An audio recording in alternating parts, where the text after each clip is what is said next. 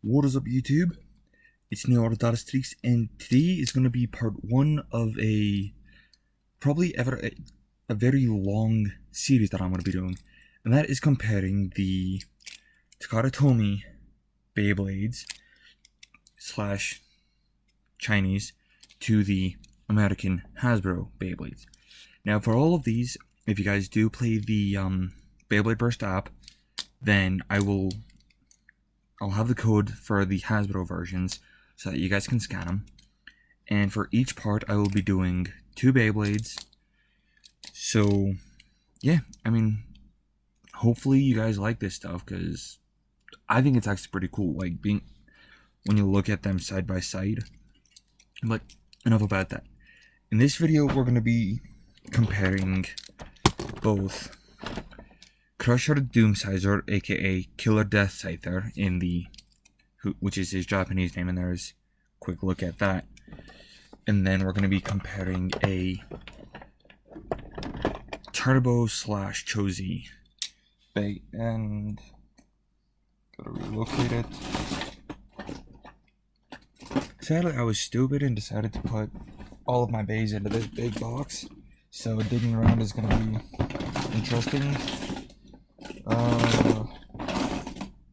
And since this is in fact the first one that I'm doing, it's gonna be a bit iffy at the start. So, yeah.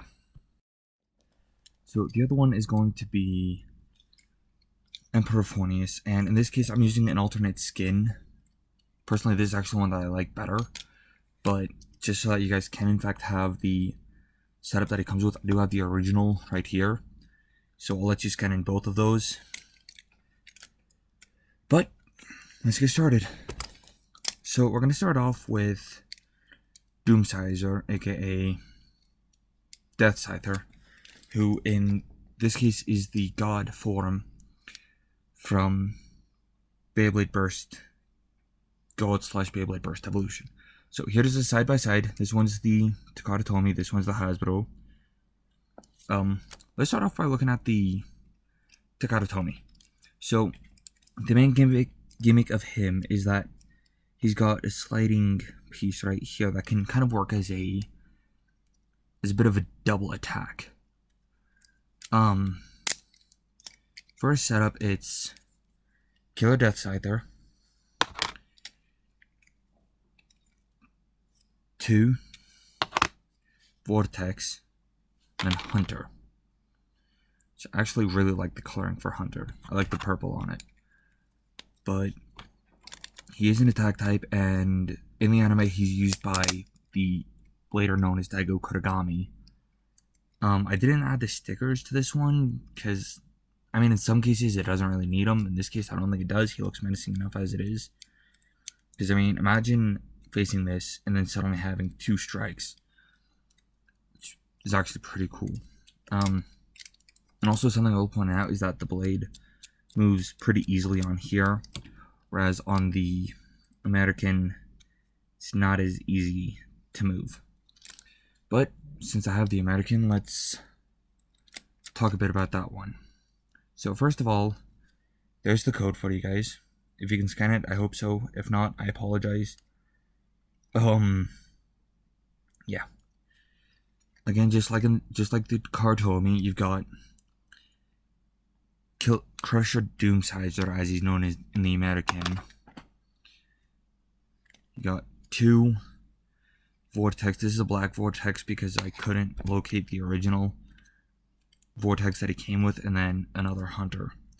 Though something I like about the Takara Tomy over the Hasbro is that the driver is semi-translucent, which makes it look a bit cooler in my opinion. Since it is in fact pretty much the exact same bay, there's really not much more to talk about except the fact that the stickers are added on the blade here. So, and I've had this one for a while, so he's a little bit older. If you wanted to collect these guys, like all the different god layers, I would definitely suggest getting him because he is a good attack type and he's a good starter. Like, if you're just getting into it, if you happen to stumble upon him, I would definitely recommend it. So yeah, that is a little bit comparing Takara Tomy, Killer Deathscyther, to Hasbro Crusher Doomscyther. So on to the next segment, and that is going to be Emperor Forneus from the series Beyblade Burst Chozi. Right off the bat, I did add a level chip to this one, as you can see by the red. And also, there. Which you'll see on most of my Chozi guys. If I could, I would put them on the, American, but it's a bit iffy on that. Okay, just for comparison's sake, I'm going to put the original... I call it a skin because that's essentially what it is. Like, you've got the normal skin, you've got the Ripfire skin. So here's a side-by-side comparison for the normals. One major thing I will point out that I absolutely hate about the Turbo line is that there is absolutely no metal on this. None on any of them. Okay, well, correction. On majority of them, because they really only started putting them on when they got to Buster Excalibur, which is somewhere. Well, that's besides the point. But even then, they only added it to like the tip of his blade, which I'll talk more about when I get to that one. So that's something I do not like. Another thing I don't like about, well, first off, before I get to the other thing that I don't like, side by side, we'll talk about the Japanese first. So here's the layer, Emperor Forneus. Personally, I think it looks pretty cool, especially when it's got the metal. Like, once it's been used a bit, the metal will lose a bit of its shine, so it'll kind of become more menacing. Comes with the Zero disc, and then it comes with the driver known as Yard, which really big disc. It's definitely good for defense, which is what he is. Overall, pretty solid. Wide tip, like very wide. It almost comes. It comes out to the outer or lower segment of the forged disc. As you can see, if you look there, it lines up with this ridge right there. If you can find it for a reasonable price on Amazon, definitely get it.